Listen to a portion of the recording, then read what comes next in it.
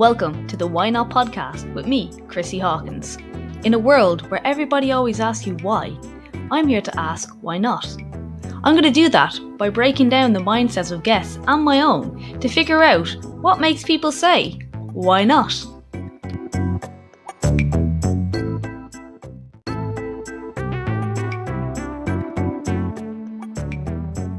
Hi guys, welcome back to Why Not. So here we are at the 100th episode of Why Not. I can't believe we're here already. The podcast has been going on for quite a while now, and I just want to thank everyone who has been listening to me the whole way through, or people who pop in and out of listening to episodes. It just really makes me happy to know this podcast could help a few people.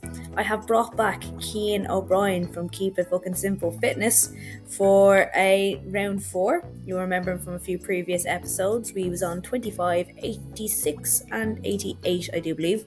And today we're going to talk about things we've learned over the years in the fitness industry. So we got into a really in-depth chat, I think, today. I hope you guys enjoy it. As ever, please just sit back and relax or walk and listen. But here is my episode, number 100, with Cian O Brien. Hey guys, welcome back to Why Not. So today I have got Cian O Brien back from Keep It Fucking Simple Fitness. So you may remember him from episode 25, 86 and 88. And because it's 100th episode and we've both been in the industry for a couple of years, we wanted to talk a little bit about maybe things we've learned over the years, or maybe things that we fell for that we realized aren't actually right. Because, you know, coaches aren't immune to this thing either. And there's also, I think, a few things that Cian, gets riled up if you've ever followed any of his content. He's very good at calling out things that he thinks are, for a better description, stupid. So, welcome back to the podcast, Cian. How are you? I'm good, Chrissy. Thanks for having me back. Hopefully I won't be too unhinged. I can't really guarantee that. Definitely not. Knowing my history, no. So he has a little list of things that he disagrees with, maybe. Yeah, it's actually just one word. It's everything. No, everything. It's not everything. It's almost everything, though. It's the ideas that underpin practically everything. And it's like, we can do better. That's all it is. I was like, I don't mind what we do as long as it makes sense and we're not misleading people with narratives that just aren't true. Yeah, that's very true. And I suppose one of the things as well about the fitness industry is everyone is different, and there's so many different conflicting things that people latch onto, and potentially maybe some of this stuff that people are selling could work for someone, but it's not going to work for everyone. And the problem is they get this big following, and then everyone's like, no, this has to be like the silver bullet that's got to fix things. Yeah, what we kind of see there is that, so there's kind of two big points there. The big followings are the people who are usually conventionally very attractive, and they've done something and gone through their own transformation, and that's what's worked for them, and then that becomes their whole brand and their whole identity, and everything must be done this way. But then when we look at what actually happens, we can't predict things just as humans in general. John Kiley's got some amazing work on this, where he talks about the different responses people get from doing the exact same training program. So we might see like, oh, the average result is this. Yeah, but the spread is fucking huge. So a study he brings up is like two identical twins. So they're identical genetically. They've been brought through the exact same training. So they're essentially the same person.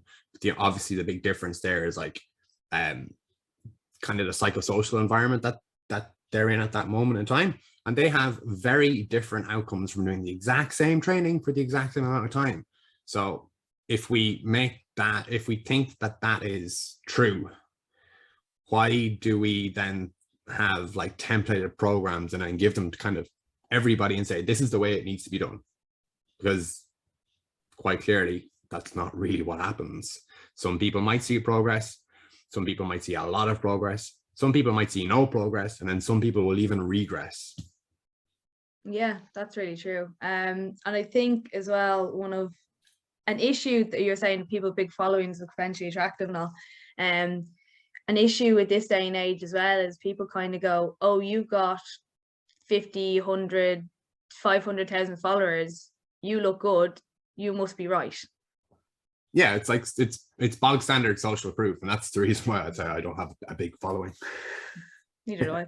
No, yeah, but we see people and we look for evidence, and there is some evidence in, oh well, he's got 500,000 followers, or oh, he's got a PhD like Joel Seedman or Andrew Huberman or some of these guys. I'm like, just because they've got PhDs or just because somebody's qualified doesn't mean that their information actually is good in all areas as well. So the kind of trope is that your GP knows nothing about nutrition. They know a little bit about nutrition, but oftentimes they'll get hoodwinked by nutrition because it's not their specific area of expertise, and they're a general practitioner, so they need to know a little bit about everything just to make better decisions. So we can't hold everybody to the same standard in every kind of area that they have an opinion on. Like, everybody has an opinion, and your opinion can actually be wrong. Like, I've had many wrong opinions over the years. Probably have, I'd say most of my opinions now are still wrong, but they're just less wrong, maybe. I hope so. Great advertisement for you as a PT. Well, I am like very forthcoming with that with people. Like, I actually don't know. Everyone's like, so what are we going to do? And I'm like, I don't know. I'm like, I don't know where this is going to go. And it's like, we're just going to try a few things out. I'm going to make some kind of guesses, if you will, informed guesses, slightly more informed because I've seen however many hundreds or thousands of people. I'm like, this might work. And then I see it and I was like, oh, damn, that doesn't work. So yesterday, for example, I had a session with someone and I was like, this will work really well. It did work really well. She got a 10 kilo PR on one exercise, and we moved on to the next exercise, which in my mind was going to be stupidly easy, and it wasn't. It didn't work out the way I thought. I was like, oh, what are we going to do here? And then I had to change a massive part of what I had planned originally to do with that person, because I usually use analogies, like anyone who kind of listens to me always talks about or kind of laughs at. It's like chipping away at a block of marble. I don't know what's going to be underneath that block of marble. Yeah. And like, maybe I'll hit the what's it called? Chisel. Maybe I'll hit the chisel too hard. Maybe I'll mess up and I have to fix that mistake I've just made. So that kind of happens with our fitness. We kind of, it emerges from what we do. So we don't actually know what patterns kind of emerge. So we can see, oh, well, this is actually working. So we might as well keep doing this while it continues to work. Then as soon as that kind of stops working or slows down or whatever, then we can just do something else. And that's some of the beauty, I think, with health and fitness, that not everything works, but like, we can make different things work, and we can shift our focus from one thing to the next. And you don't need to do like one thing all of the time forever. You can just move on to other things. And if we can just take that step back and realize why we're doing it, examine our values, and make sure that there's no real massive red flags there. Like someone who maybe wants to look better naked and it's like they've got some history of disordered eating and stuff like that.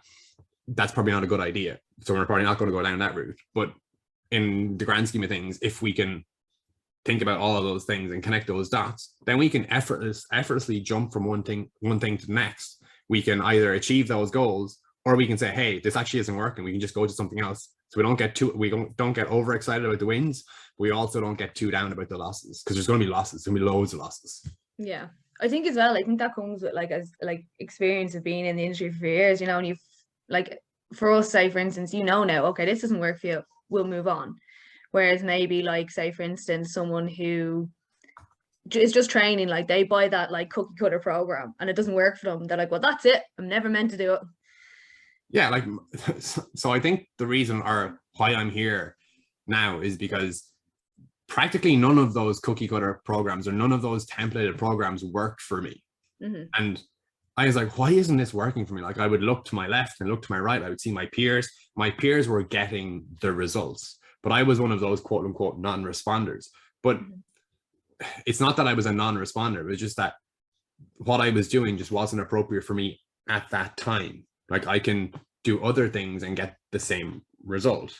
And it just goes back to kind of why we do all of these things. And then when we think about the things that underpin why we do them, and we see how shaky those foundations are, and we're like, but we still do the things that we rationalize using these things that we now realize we misunderstood a little bit, We're like, well, why are we still doing this way? And why is this still the way when there's other ways that we could potentially do them? Yeah, no, that makes sense. I suppose, well, like, creatures of habit, we like to be doing something certain. Like, even say, for instance, you've been doing recently, like, the 1 reps and stuff like that. That was so hard for me to like compute doing like 1 or less than 3 or 4 reps or something. Yeah, so how that kind of came to fruition, well, actually that came that came to fruition like over years. So originally how that kind of started was I found that, so I did cluster sets. So like I was doing 1 rep, resting 20 seconds, doing 1 rep, resting 20 seconds, and doing 1 rep. So it was like a set of 3, but there was 20 seconds rest between reps.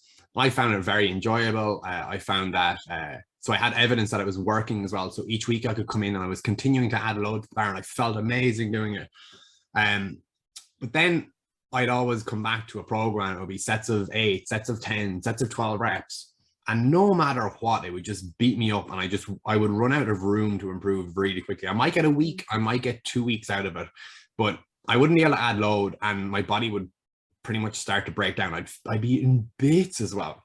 So what I just did there was I would double the sets, halve the reps, and halve the rest. So I do the same amount of work in the same amount of time, but it was just broken up a little bit differently. And all of a sudden, I started to see results. So I could add more load to the bar. I wasn't as broken up. Then I kind of applied that to body weight training. So when someone does their first chin up or someone does their first push up, chances are they can rest 20, 30, 60 seconds and then do another one.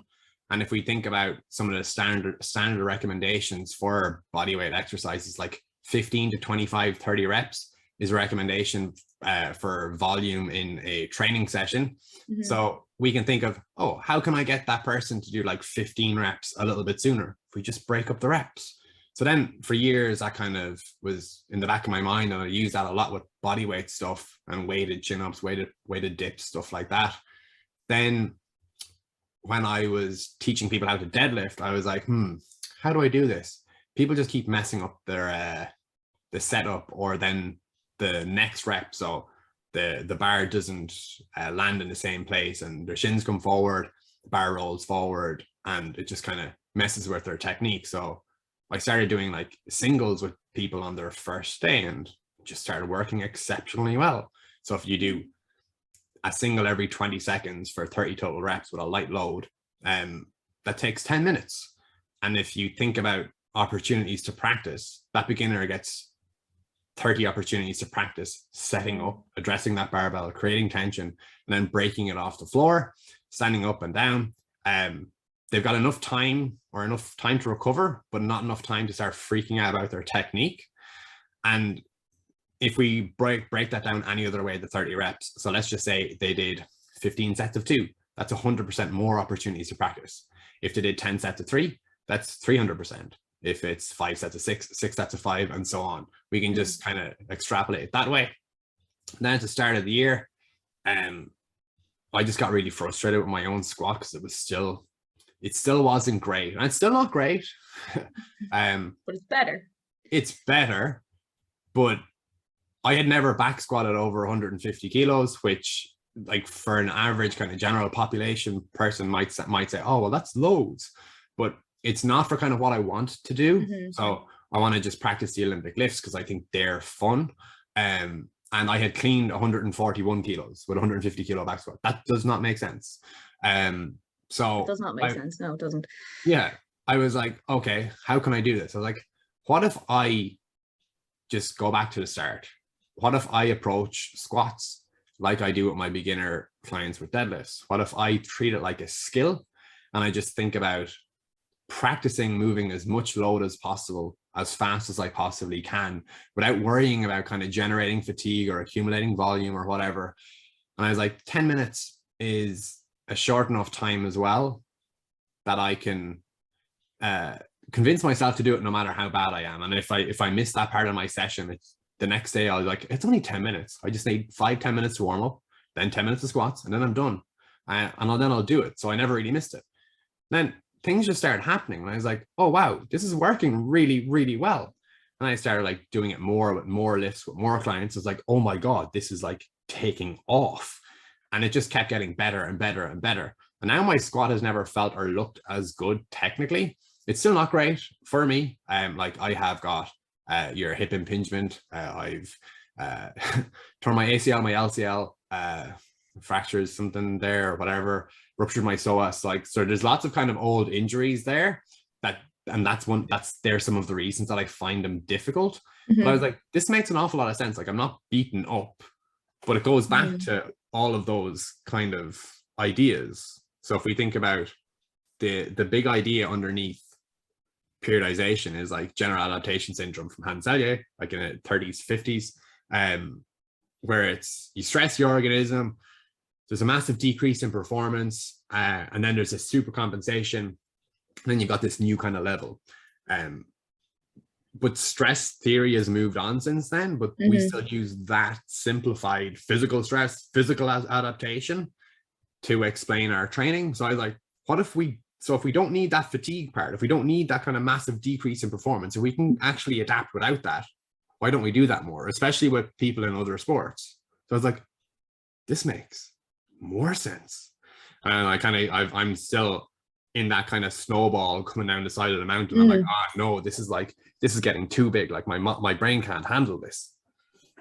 But it's like, it's funny as well, because like you say that, as like, because I said I found it really hard, but I started trying that kind of similar model kind of with my deadlifts. And like, I really want to try and break a 2 times body weight deadlift, but I've never really gotten past the 100, 105. I'd need to be about 112, I think, 116.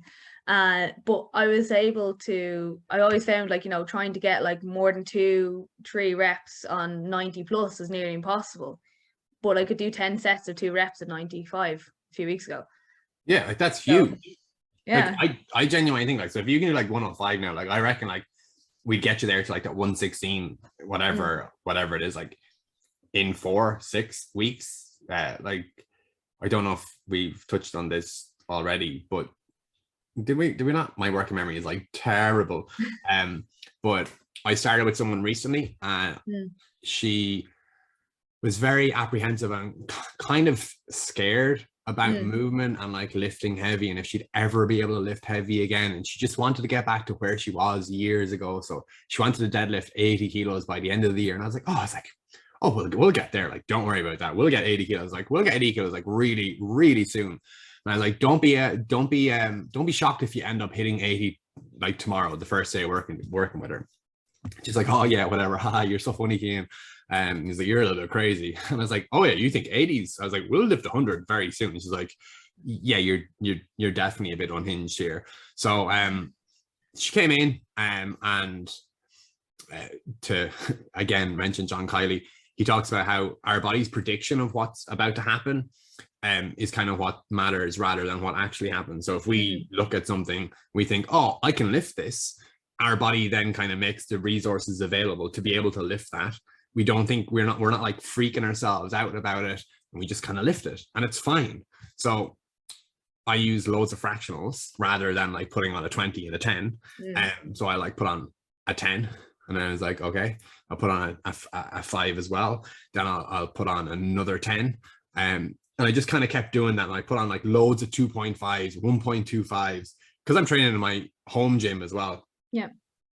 It's not socially unacceptable, or it's less socially unacceptable. I don't care. I would still do it in a commercial gym if I was coaching someone in a commercial gym. But at the end of it, I was like, do you know how much that is? And she goes, no, what? I was like, oh, that's 81 kilos. And she's like, what? I was like, so we got her to PR after 3 years. Yeah. She was terrified before the session. And then I had her yesterday again, so less than a week later, and we deadlift again. And I do the exact same thing. And I was like, I'm not going to tell you what's on the bar now till afterwards. And we deadlifted 90 kilos. So she got a 10 kilo PR. And part of that is as well, that's my reaction when she's doing all of this. So I was like, oh yeah, that was really good. And I was like, I think we got like 2 or 3, maybe one more lift in us. But in my head, I was like, I know this is our last lift, because I don't want her to think that this is like super heavy. I don't want her to think that like, I think she might fail. So I'm like, this is going to be like super casual. And then as she goes to lift, I'm like, come on, up. And I get a little bit more animated, but like, then that has a little bit of effect. Yeah. and she's not freaking out. She expects to lift it. She thinks it's light. And she lifts it. And she's like, I was like, what's that, 90? I was like, no, it couldn't be 90. She's like, I thought that was like 80. And I was like, no, it was like 90. I was like, don't be surprised if we do more next week. We might not. We don't know. We'll know when we get there. Yeah. But that's the thing as well, like having a coach like that as well. Sometimes them just telling you can do it can make a big difference as well. Yeah, there's like all the cliches are kind of true. Like, you know, that kind of saying is like, sometimes you need someone to believe in you and you don't believe in yourself or whatever. And that rings true like so often. And the other thing is like the planning and kind of predicting kind of thing goes along those lines as well. We think, oh, we'll add 2.5 kilos every week for 4 weeks. And we're like, we're not machines. Like, we're human beings. Like, we're living, breathing, adaptable organisms. So we don't know what's going to happen until we get into that training session. And unless you're a competitive athlete and you've got like a competition date, there's probably no need to kind of push it when it's not there. If you're a competitive athlete and you have a competition date, you're probably going to have to push it when it's not there. But if you're not, and if you're just kind of lifting for quote unquote fun or to improve the other areas of your life, you don't need to push it. Like, on the good days you should push it, and on the bad days just get through it. And just kind of take that step back. Don't lift as heavy, don't lift as much, just kind of do some productive work, because you can always do some productive work. Like, if we think about it like in terms of like auto regulation rather than kind of percentages. So if you lift something that's a 9 out of 10 effort on 2 days, you feel good on one day, that might be 105% of your max. But if you lift something at 9 out of 10 difficulty on a bad day, that might only be like 85% of your max, but it's still 9 out of 10 difficulty. And does your body really know what weight is on the bar? Like, that's kind of my experimentation with this. Loading the bar and not telling people what's on the bar until afterwards. And I'll make sure that there's no struggling. But it's just trying to and it's weird because you want to be as honest as possible with people, but I know if I tell someone that what that bar weighs, they might psych themselves out of it. And I'm like, but they can do this. And then when they do it, when they come back in next week, they look at 80. She looked at me next week and she looked at 80 kilos. They're like, 80? I'll do this in my sleep. So. Yeah, that's true. It's good. It's good what you're saying as well about the whole, you know, unless you're a competitive athlete, if you're having a bad training day, rein it back. Like I think, I don't know, for me personally as well, like, it took me a long time to come to terms of being like, you're tired. Get the session done. It doesn't matter. If you do it, you're not going to destroy yourself. And I feel like, you know, you get that with clients as well. They're like, oh God, I just can't do anything today. And you're like, you're tired. It's fine. Come back next week. It'll be grand. Yeah, we're our own worst critic as well. I'm the same. It's like, we expect so much more out of ourselves. But if we heard someone else talking to somebody else, like how we speak to ourselves, we'd be like, hold on.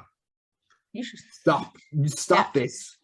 And if you look at kind of what we do as kind of coaches or PTs, the profession, like, so I think there's so many issues with the profession in terms of like how we're prepared for the profession. Like, a lot of the information just doesn't make sense, and it makes me fucking furious. But anyway, then when we actually get into the profession, what you've got is, we need to coach people when people are available. So we need to coach people early morning, late at night, weekends. So straight off the bat, you're burning the candle at both ends. If you want to have a social life, you're going to be playing catch up probably the whole week. Like, so if you go out on Saturday night, like, you'll be like, I'm in at 5 a.m. on Monday morning. That's no way to live. I did it for a few years. And that's kind of why online or hybrid, I think, is the better model, to give people the autonomy as well. Like, it's less of a hand-holding endeavor as well. There's that educational component. And if we think about that predicting part, you need to have some amount of knowledge to make those predictions. Like, you can't make a prediction without knowing anything. So I can't like make a prediction like what a word means in a different language. So if you like, I know you like your Duolingo, like, you can spit out a word there in any language. And I'm like, just give me like a few there and I won't know what they are. Yeah. I'm on the spot now, so I'm not going to be able to remember think of any words. I would have disproven my own theory. What is it? Go on. Winkelwagen. A milk cart? Nope. Close though. It's definitely a wagon or a cart or like a, what is it? Shopping trolley. Ooh. Damn it. Pissed off Yeah. at that one. Yeah. Here's a German one for you. Wellensittich. You're not going to get this one. This is completely a left field.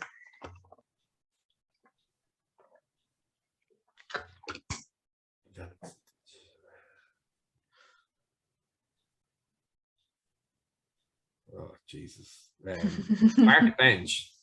Nope. What is it? Budgie.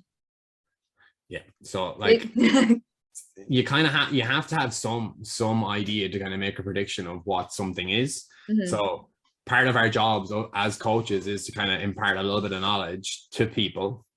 And it's very difficult to do that with someone. Like, let's just say, for example, we've got a fat loss client. One thing we know for fat loss is intervals can be great. So let's just say we've got that person doing an interval session. Imagine trying to consume some information on some of the difficulties with regards to taking measurements when you are lying on the ground thinking you are going to get sick because you've just done a hard interval. That is not the time, nor is it the place. But if we had another session, or if we had communication in between sessions, which also takes time, and people don't connect those dots. They don't. Like, I never connected those dots either when I'd be like messaging coaches, like when I was like a kid, like, hey, what's the best whatever, or like, how do I do this? And it's like they have to take time out of their day to then explain something to me in a language that I understand. Whereas if we can get someone to think of like a PT session is the same, whether it's delivered or you do it by yourself and you know what you're doing, why you're doing it, you can actually charge less for it that way. So let's just say your in-person sessions are €50. They do 3 of them a week. It's €150 a week versus €50 a week for online. They get the same workouts, but they also get ongoing support in between those sessions. It makes a lot more sense. And I think it's more ethical as well, because we're not kind of rinsing people for money. We've got, we have the rising cost of living, like the cost of rent, all this stuff. Like, it's impossible. Ireland's like weird. Ireland's like I don't understand Ireland at the minute. Nobody understands Ireland at the moment. That's interesting what you're saying as well, explaining something in a language they don't that they understand. Did that take you time to get used to doing? No, I'm kind of I speak in analogies all the time. People just laugh at me when I do, because like some of the analogies I use are like baking. So people love the idea that exercise needs to be fun in the moment. And I'm like, yeah, like the process of baking can be fun, but if you don't get to actually enjoy those baked goods, you're not going to keep doing that. So the same thing with exercise. If we're not actually seeing objective progress, you're not going to keep doing it, no matter how enjoyable it is in the moment, no matter how much of a runner's high you get afterwards. Or like farming. So if we think about like farming, we're like, there's 2 things that we need to consider. There's a time that it takes for those crops to grow. And then there's a specific time we plant those crops. So we can't wait. We can't plant the crop at a time they're not going to grow, or an area they're not going to grow. Like, I can't go over to the Sahara Desert and plant something that's not going to grow there because there's no fucking rain or whatever. Another one would be investing. So, or like buying stuff. So you have a certain amount of money. How do you want to spend it? So like, if I give you a $5 and I ask you to go out to the shop, and I was like, get yourself something nice, and you're like, oh, I want all this stuff, but I only have a $5. This costs like €7. Like, what am I going to do? You got to put something back. Like, as you get better at it, you can buy more stuff because you have more money. And that's kind of the idea. Like, you're collecting money. And the investment side, the investment kind of branch of that one is, it's not, let's just say we're going to go into crypto or stocks or something. It matters less. I don't know anything about it. It's imploded in the last 2 or 3 weeks. I'm like, this is mental. Yeah. But if we look at something like that, it's not what you actually really invest your money in that matters the most. There's something underneath that matters even more. It's how much capital you've got to invest first. So I can pick the best coin to invest in, but if I only have €100 to invest, I'm kind of screwed.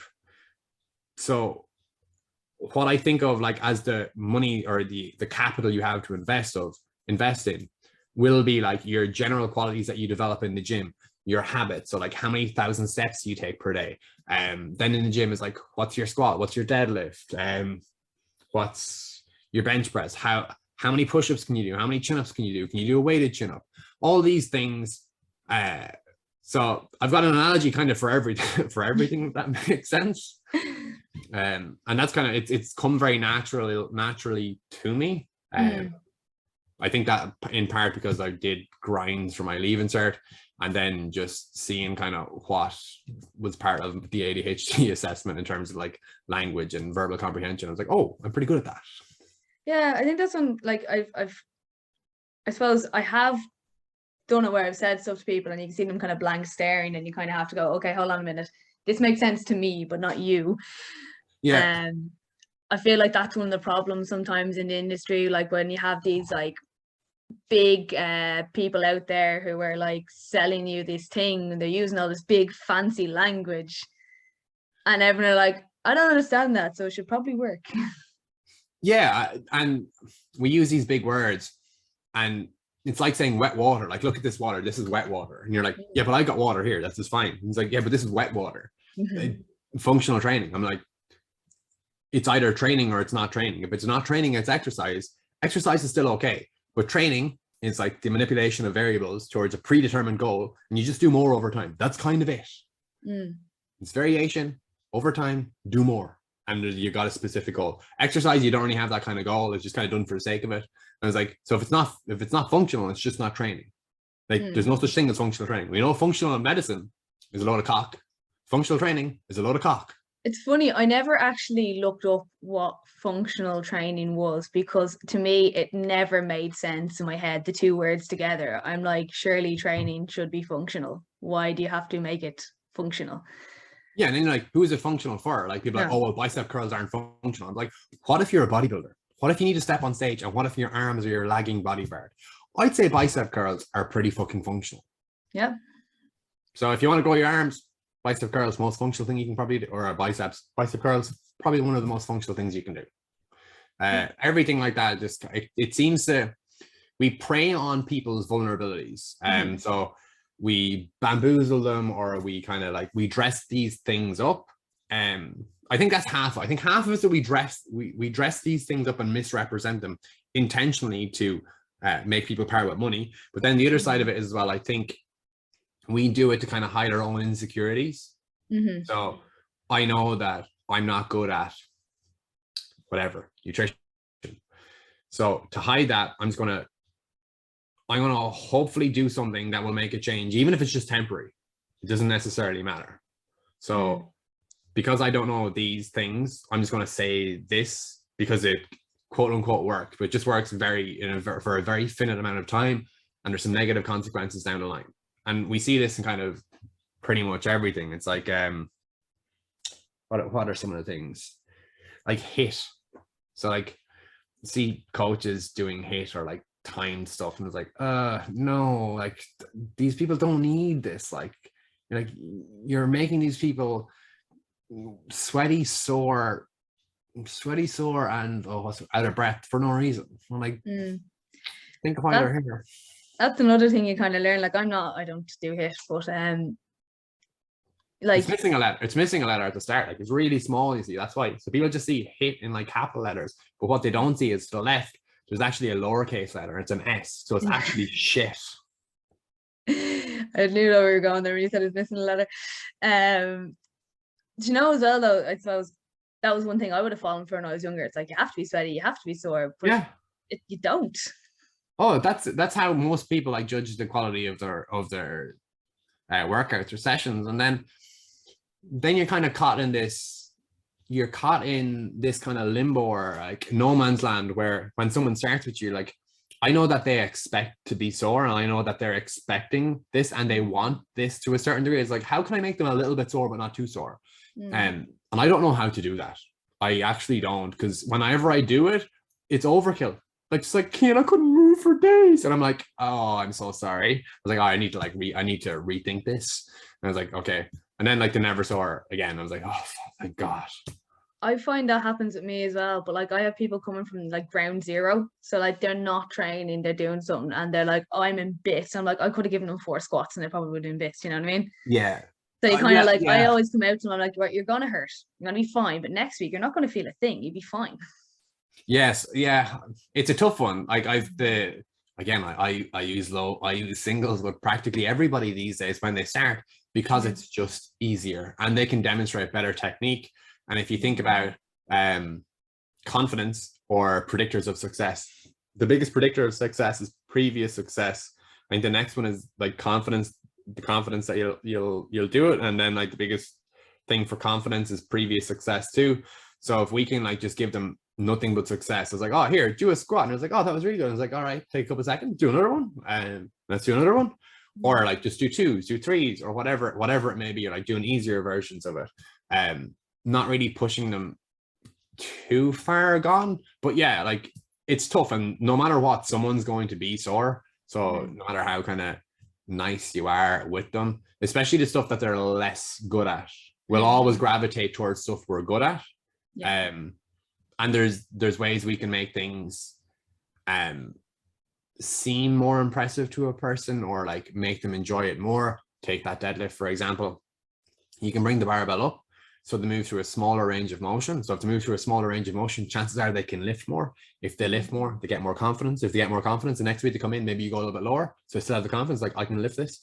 And they're further along than they would be had we gone a different way about it. So I think it's a tough one. It's like how do we like make them sore but not, or like how do we meet their expectations Without crippling, or how do we get close to meeting their expectations? Because sometimes people like have expectations that like no matter what, I will never ever meet those expectations. And I'll be very honest. Like one woman, she goes to me, Cian, I need you to be like tough as nails with me. You need to call me a fat bitch when I do this. And I was like, I will never do that. I'm sorry. I'm like, I don't think that's going to work. So things like that I just won't do. And then same thing with people who want to be like super sore, like, I want to be able to like, don't want to be able to sit on a toilet for days. And I was like, yeah, I'm not going to do that. I'm sorry. But what I will do is I'll make you stronger. I'll like help you do this and the other. Is like, if you just give me a month, we'll see where we're at. And more often than not, they realize, oh, I'm capable of so much more. And like people tell me I can't do that. They're all like putting these like cement shoes on me. They love doing that, isn't it? It's like, oh no, I couldn't do that, or I'm not very good at that. And you're like, yeah, well, have you done it? No. Yeah. But then how can you expect to be good at it? Of course you're going to be bad at it. Yeah, we place these limits on people for no reason, and we tell them that they can't do things. And if we go back to kind of how so the two things that kind of underpin everything we do as coaches are kind of like principles that we stole from like social planning or like engineering, where we're dealing with things that aren't living and adaptable. And then we've got the stress theory part, and both of those things don't actually pan out when it comes to working with people. So the narratives that we use to rationalize things aren't true. So then when we think about what we do, and then we think about the things that people say. So coaches are great for it's like, don't do this, like, oh, what's your posture? That's bad posture. And we assign these labels. I'm like, we're agents of change as coaches, but I worry that a lot of us, and this was me too, and it is still me in certain areas, I'm sure, we're causing more harm as coaches. And like injury, I'm lumping injury professionals in here as well, because just have two examples. I've got one who had a person who had tendinopathy and it was told just to stretch it. I'm like, yeah, that ain't going to do shit. And then another one was someone who had knee pain and they were told that it's just because their hips were weak and they need to like not do any knee dominant exercises for like 6 months. Surprise, surprise, pain went away. But then when you do something again, the pain returns because you haven't prepared your body for the demands you're trying to place upon it. So we need to be careful with the narratives we give people and being super reductionist. We can't reduce multifactorial things down. It's like telling people, oh, obesity is simple, it's just energy in, energy out, and just stop. And then like we see like people who are homeless, just stop being homeless, man, stop being poor. I'm like, it's not that simple. It's not. It's definitely not. There's so much more. It's such a bigger thing. And actually, to be fair, I will put my hands up and think at one point when I was younger, I was like, fat people are just lazy. And you're like, yeah, I think we all do. Like, yeah. And I'm like, that is completely wrong. There are so many other things that could be going on with that. And on the flip side, skinny people aren't necessarily healthy. So yeah.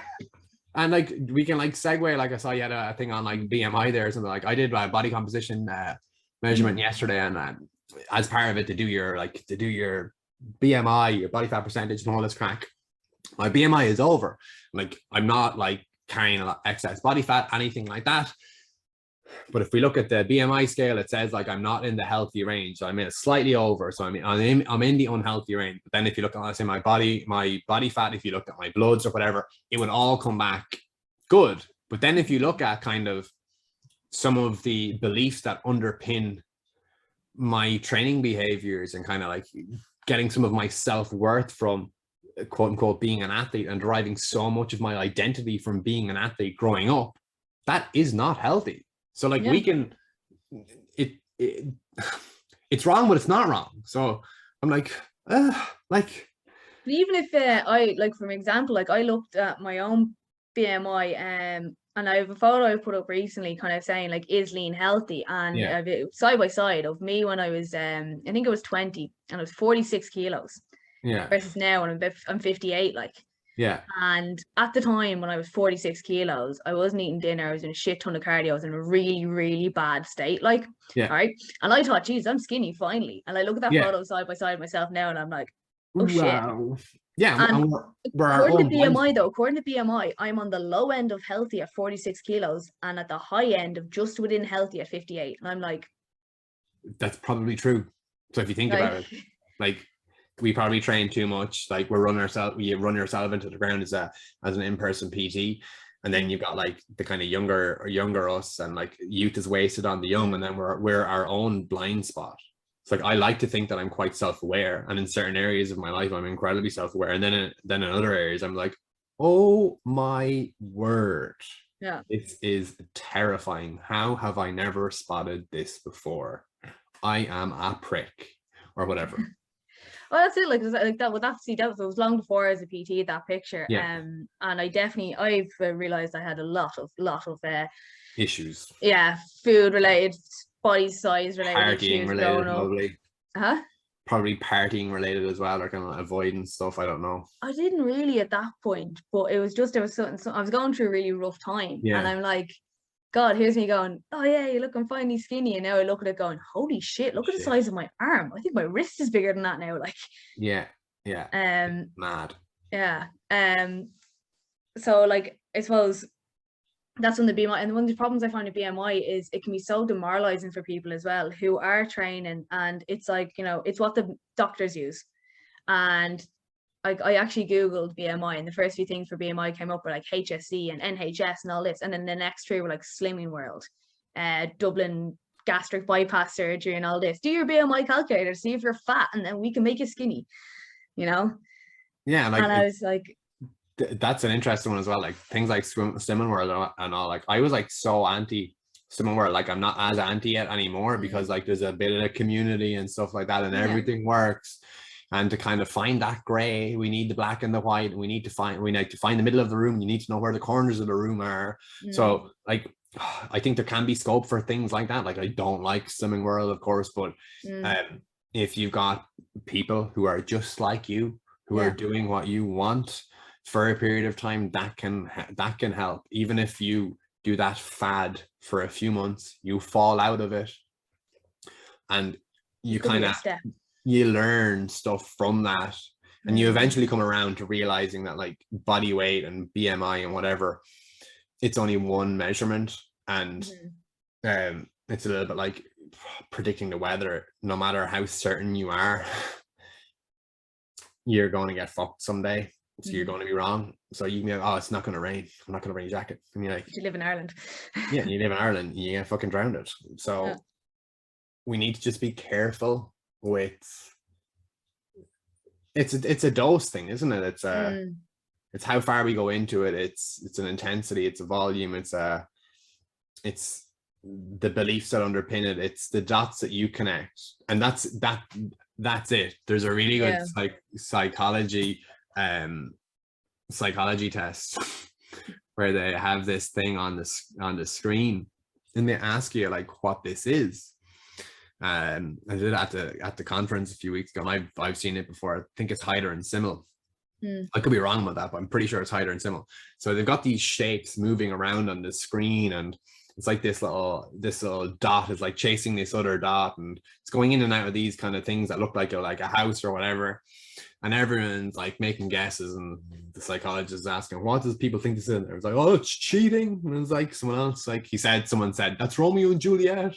Someone else has like, oh, it's aggression. And then he's like, no, it's just shapes moving around on a screen. Like you're the one like giving it this context. Like there is no really context. I love it. And it's the same thing here. Like we give things way more context, and we attach more and more meaning to things. And then when we can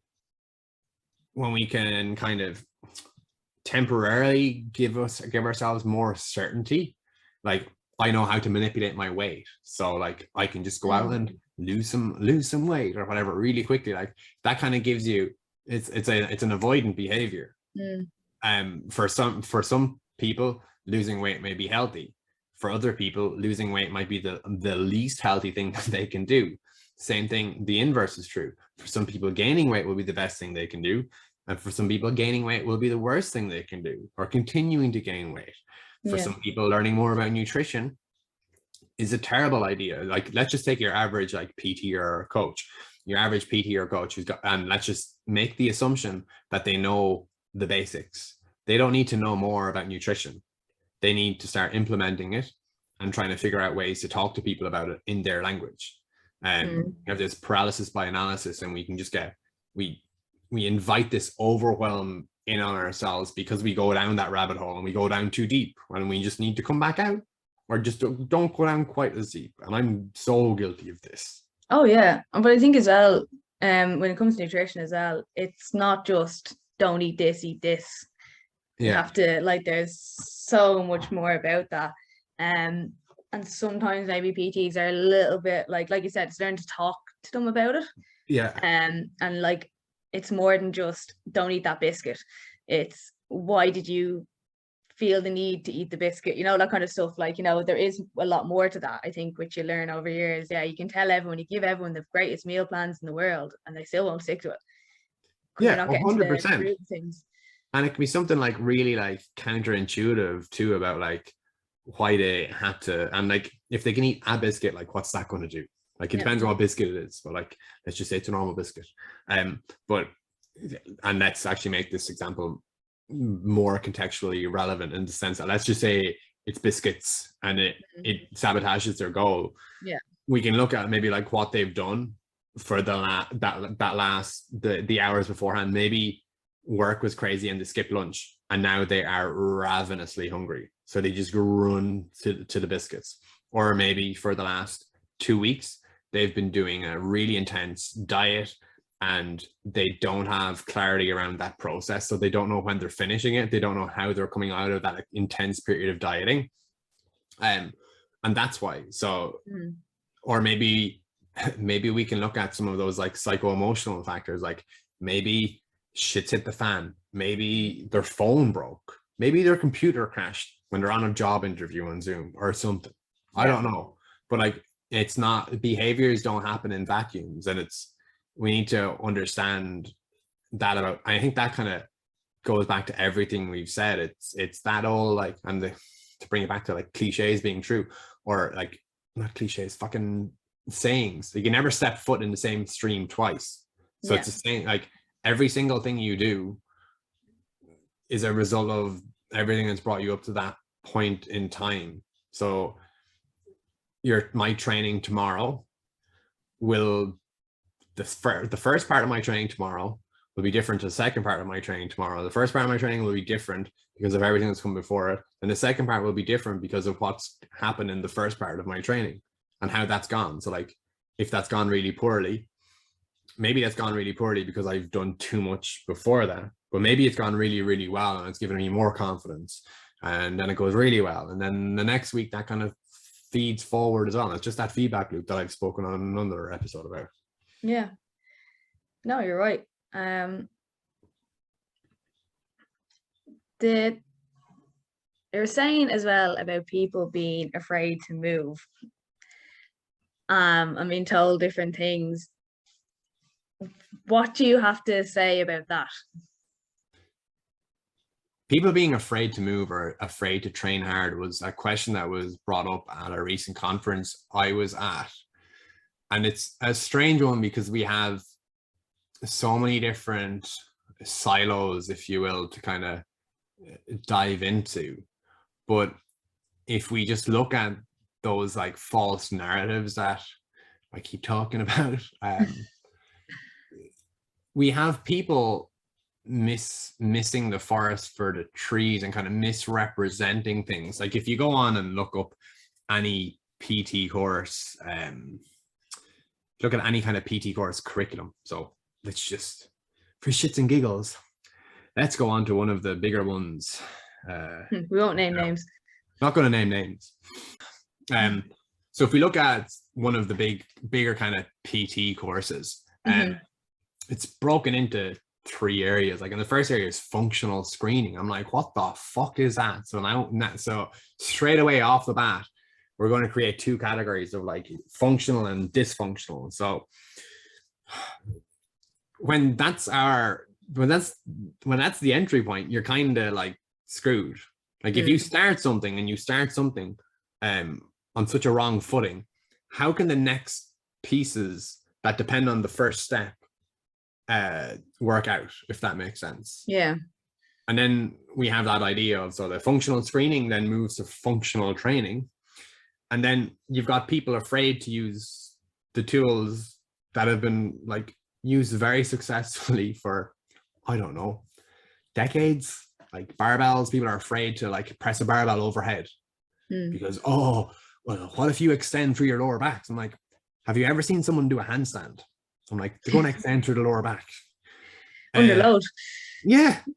Another good one is like, that's a big one for field athletes. So you'll see a lot of these quote unquote functional coaches talk about like making sure that you don't arch your lower back when you're pressing overhead, because that's so dangerous. And then if you like Google or like you just look up a GAA player, say catching a ball overhead, you'll see them in this massively extended position trying to get as high as they possibly can.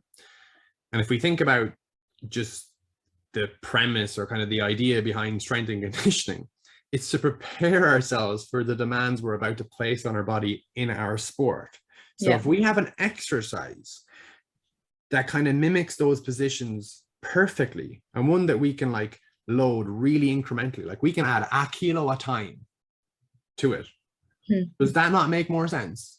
You're getting into positions that are closer to it. You can control the load. You can control how many reps you do. You can control how many sets you do. To me, that makes an awful lot of sense. You're building a more robust athlete. But then again, you have the same people saying you need to like do half kneeling single arm dumbbell presses or half kneeling landmine presses. I'm like, do we really? Like in sport, we get into these compromised positions. Why don't we just, I don't know, prepare to be in these compromised positions? Do you think that is partially to do with insurance?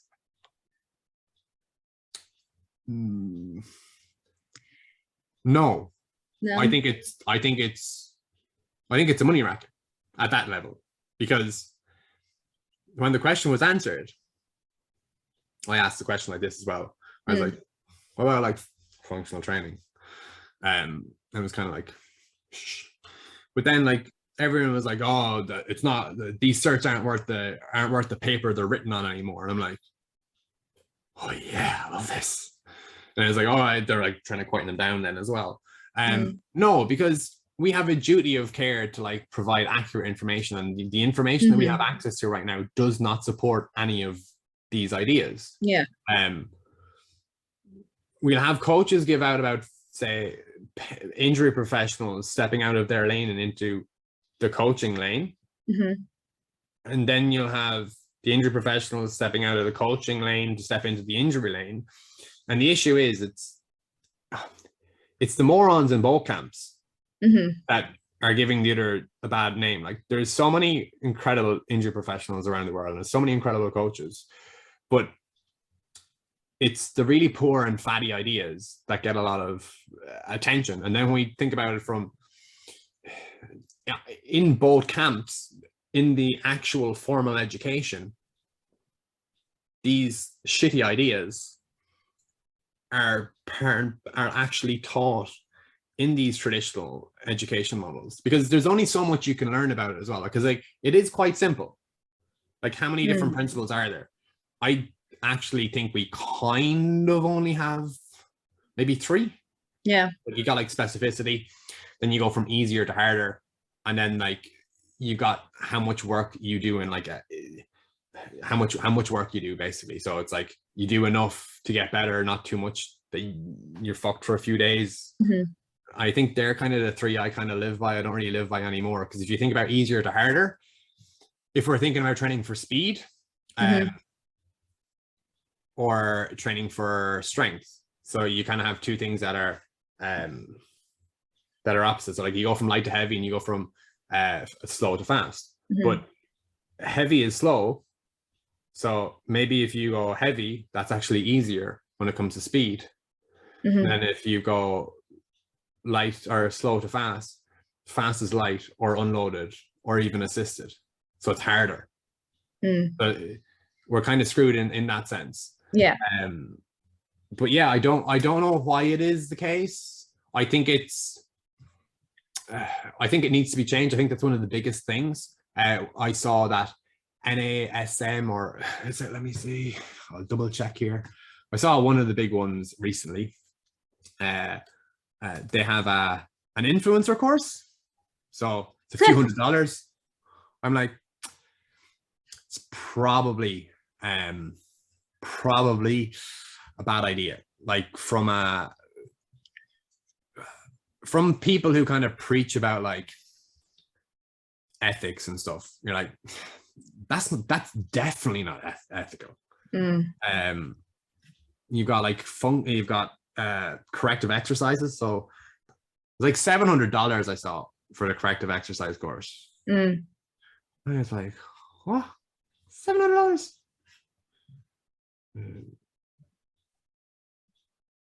Yeah, I can't find it here.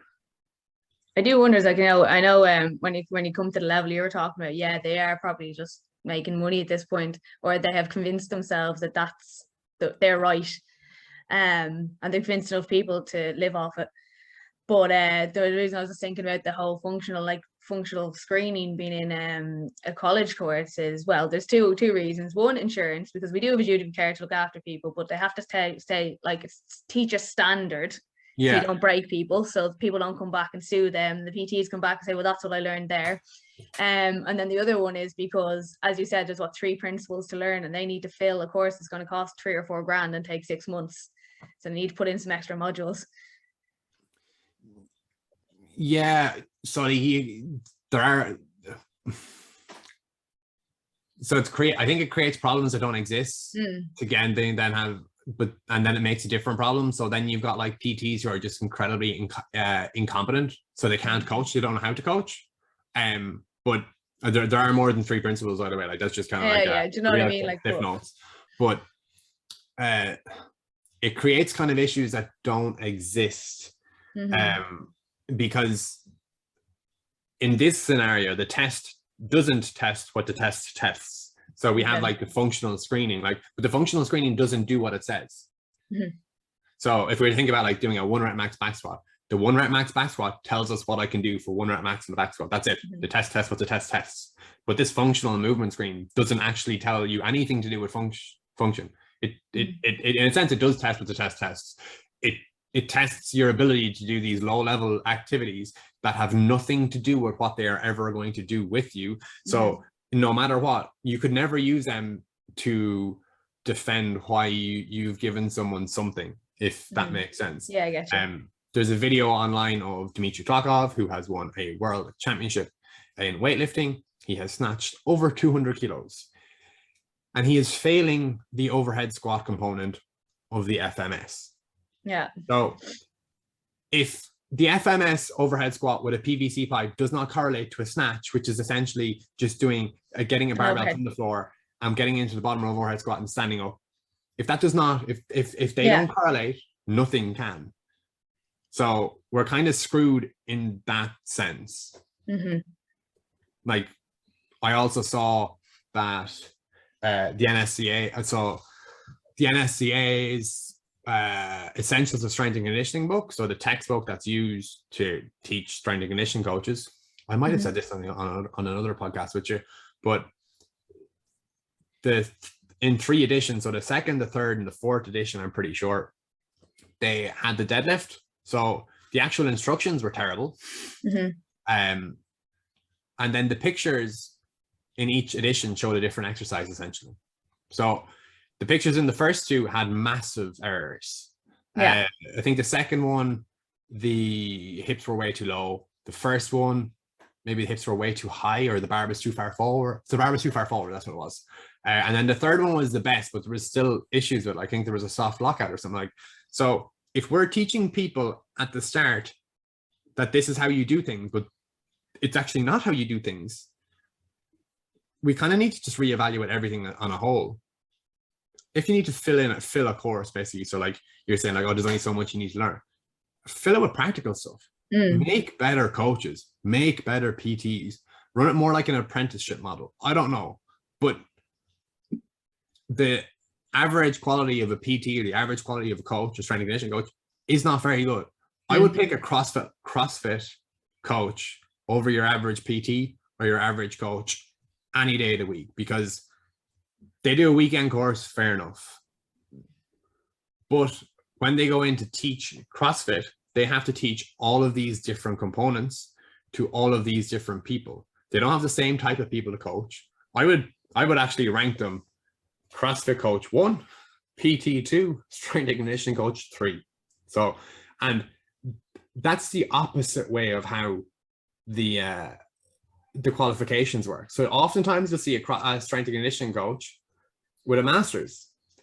Then you'll see like a PT who's done maybe a 12-week course, and then you have your CrossFit level 1 who's done a weekend cert. But that CrossFit level 1 will do thousands of hours of coaching over the course of however many years. So let's take the master's, for example. Let's say they do a 4-year degree, or even let's be nice, 3-year degree, 1-year master's. So they spend 4 years in university. That CrossFit level 1 then has 4 years of a head start.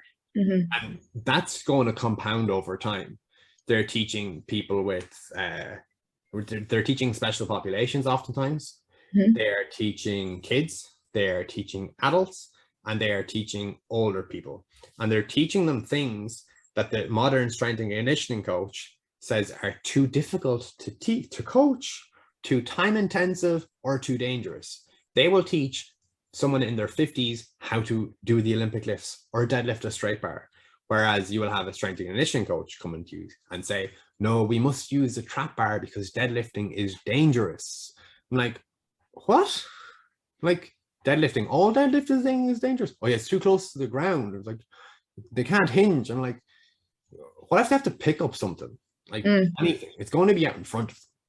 Like we don't get to like step in the middle of things like a nice neat trap bar. So very true. Yeah, I think we need to like completely reevaluate how we're prepared as coaches and PTs, and then we also need to completely rethink how coaching or PT is delivered, because we can do so much better. Like, we're not constrained by the things that determined our model of PT of like in person and our group classes. So we can have a virtual kind of community or a virtual kind of thing there. We can educate people outside of ours. we can support people outside of ours. If that gives people what they've actually come to you for, and that then they keep that up for years or for the rest of their lives, I think that makes more sense than, right, 28-day transformations, let's go. Then afterwards, you sign them up for the rest of the year or whatever. Mm-hmm. What happens a year down the line, 5 years down the line, 10 years down the line? I don't know, but it doesn't sit well with me. Yeah. I don't like the 28-day transformations myself either. I do actually like them. Like, that's the other side of it. So yeah. I think there's a place for almost everything. Like, I love extremes. I really do love extremes. And I think there's places for extremes. Like, if I don't want to, I will do an extreme diet instead of dieting for 8 weeks. I'll do 2 weeks. I will eat 500 calories a day, 600 calories, 800 calories a day for 2 weeks. And then I'll just go back to my normal way of eating and maintain that. No problem. But have me diet for 8, 12 weeks, ain't going to happen. That's the big thing, isn't it? The really big thing you kind of learn is they're like that. Like, I would rather take the time, and like for myself as well. And I know like there's plenty of people who that can't work for, but for you, it works for. Because there is no hard and fast with everything. There is that gray area with everything. Yeah, and like, you, provided expectations are met, provided there's an understanding, and provided there's sufficient clarity around everything, I don't see why there's an issue with certain things. Mm-hmm.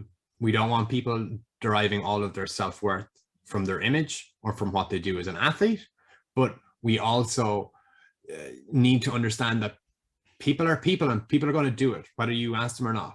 Mm-hmm. Like, someone comes to me and say, I'm going on holidays in 2 weeks, Cian. I've cut my calories. I'm now doing 1,000 calories a day. I can turn around to them and say, that's stupid. Or I can say, I was like, oh, I don't think that's the best idea, but I'm here to help. So let's take a look at kind of what your plan is. What's your plan to come off? What do those 1,000 calories look like? What's your activity look like? Are you taking any supplements? And then from there, you can meet that person where they're at. They don't feel judged. There's no shame. Like, the other side of that is, if you tell them that this is bad, this is terrible, you're doing the same thing that we do with exercise and creating fear. So mm-hmm.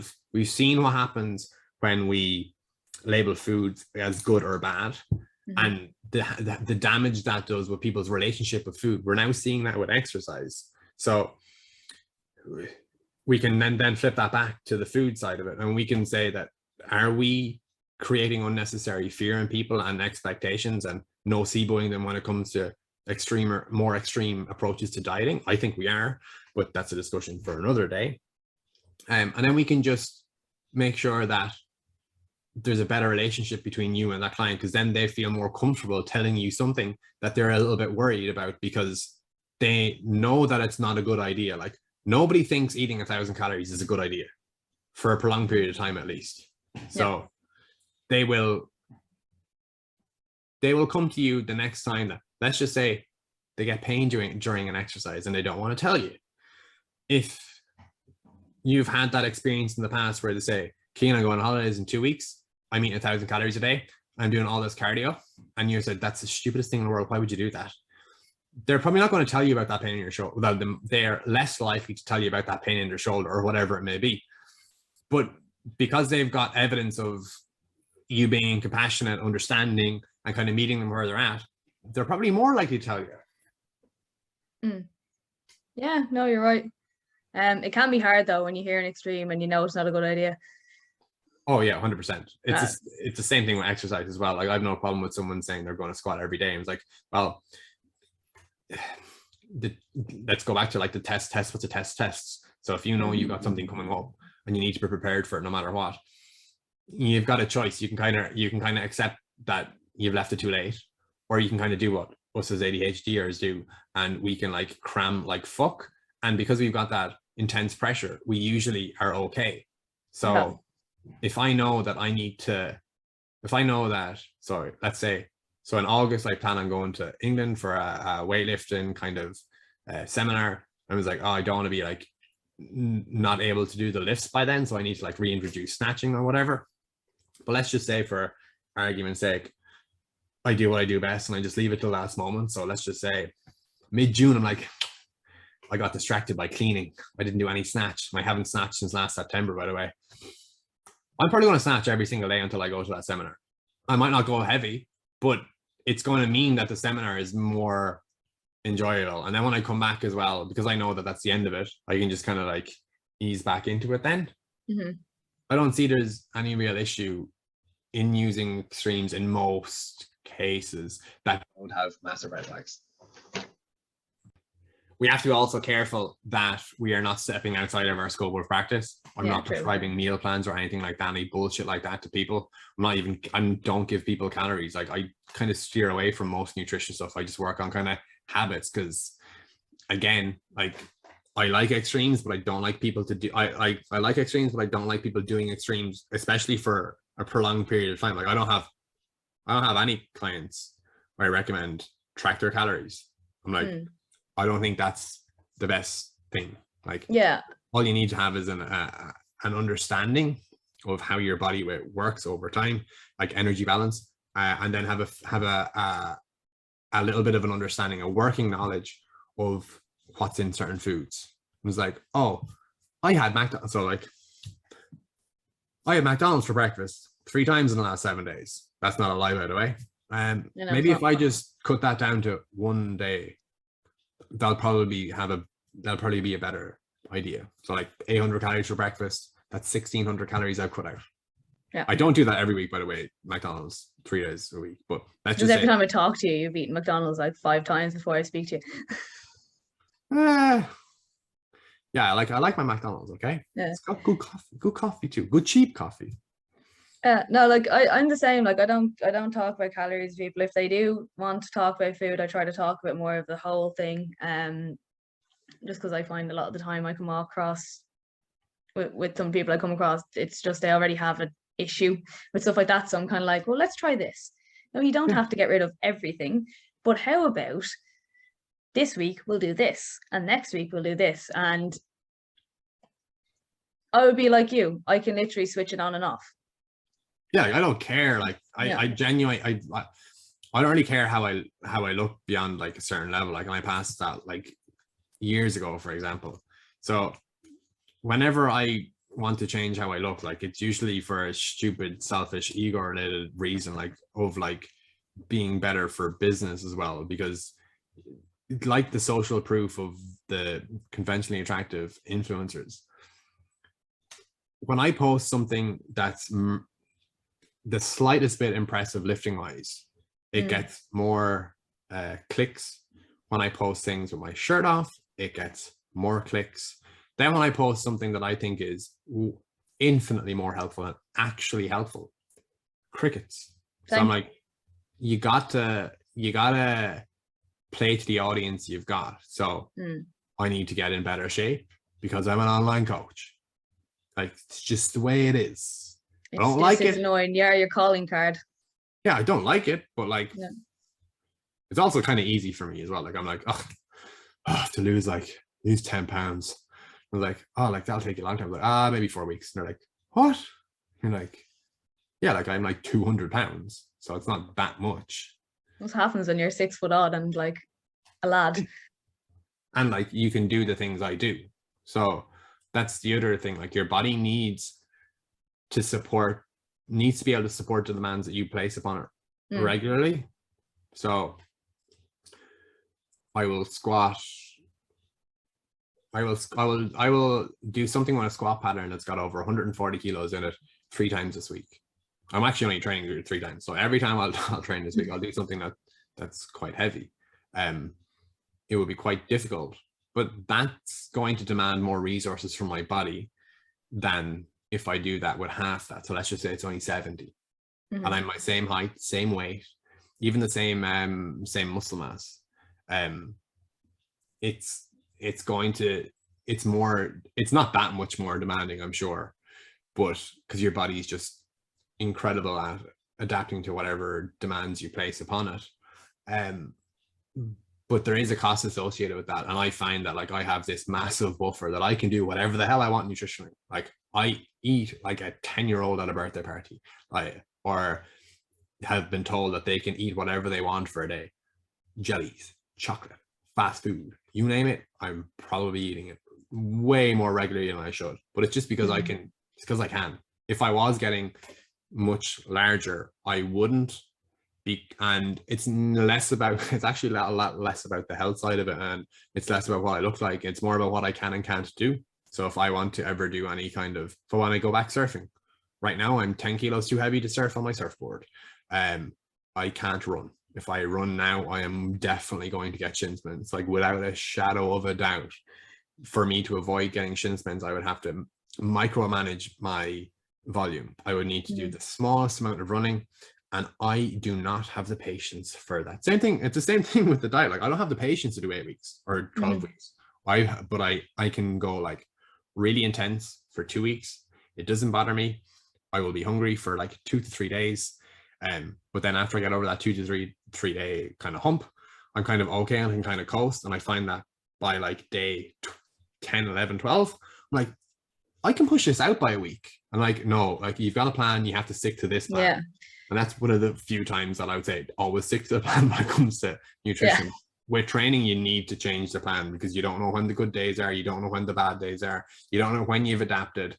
Like progressive overload's the wrong way around. Like if you can overload, you've already adapted. You don't add more load than you can currently do to adapt. That just doesn't make sense. It's like going into debt for a better outcome. Doesn't work. Yeah, no, you're right. Yeah, sorry. I'm like, I suppose what you're saying there is still a, like, so you can get away with eating a lot, but there is still a cost to it. You know, you can get away with eating like a 10-year-old at a birthday party all the time, but there is a cost to it. So you do have that extra weight that would affect other things. I reckon, yeah, so it will, and there is effects to it as well. So I'm starting to reintroduce loads of jumping, and I can't jump as high because like just like put an empty barbell on your back and try jump as high as you possibly can and see how much lower that is. So my quote unquote best body weight to do any kind of athletic stuff is closer to 80 kilos than it is 90 kilos, and I'm 92 kilos. So, or 200 pounds. So I need to, if I wanted to do more athletic stuff, I want to do them as well, and I want to continue to progress beyond a certain point, I have to make that decision. There's a trade-off with absolutely everything. And then further down the line, there's going to be a trade-off because as I get older, maybe I do less stuff. And if I'm doing less stuff and I continue to eat the way I am, it's not going to end well. It never does. But I just don't intend to slow down. Like I want to do stupid stuff when I'm older, like stuff that people will say is stupid, like why are you doing that, that's like so dangerous, that's so heavy, or how can you do that? It's like, it's because I've never stopped. So I want to be that person as well, deadlifting in my 80s. Yeah, stupidly disagreeable, like 100%. Why can't you? Like, these are all limits that we've placed on ourselves.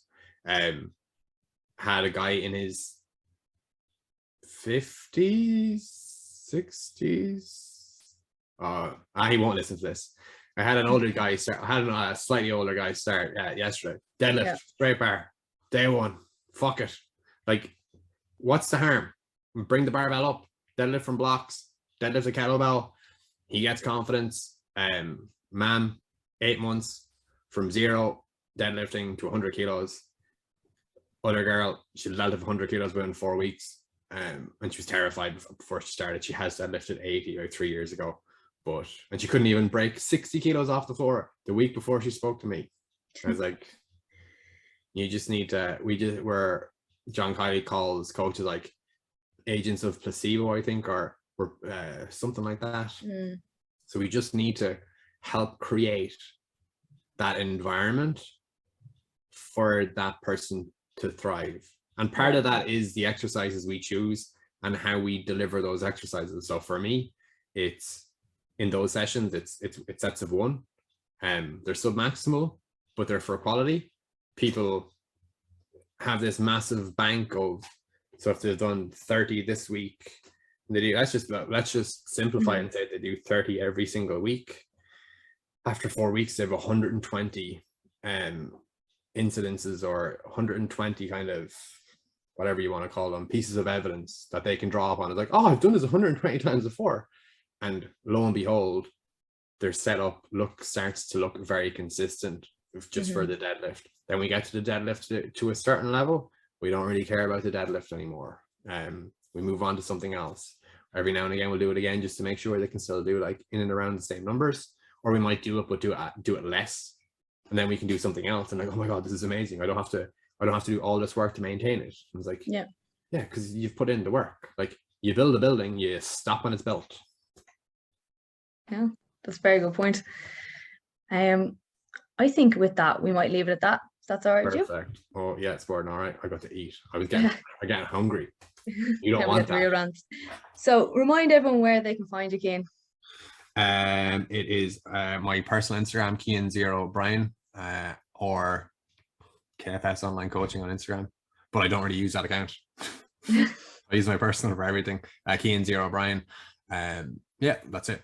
Yeah, and that's where you'll find all the like juicy content, the rants, the anger. Yeah, you're very, very measured today. You're gonna get full force rants if you look on his Instagram. I think I was fed. That was it. I didn't even have any like chocolate or anything, which is very strange. Maybe it's the caffeine. I've had like I'm highly caffeinated today again. Very highly caffeinated today as well. But as ever, guys, you can find me on Instagram and TikTok. It's Chrissy H Fitness, and my website is www.chrissyhawkins.com. So thanks again for joining us today, Cian. No problem at all. My pleasure, as always.